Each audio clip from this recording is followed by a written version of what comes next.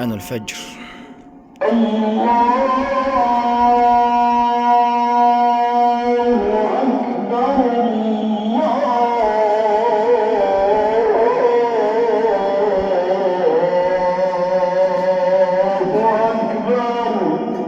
الله أكبر الله أكبر. قال النبي صلى الله عليه وسلم: من صلى الفجر كان في ذمة الله جل وعلا.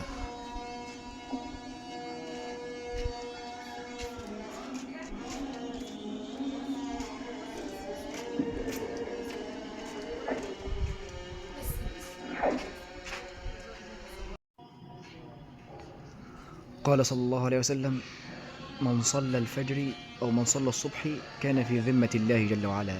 فهنيئا لمن صلى متابعي.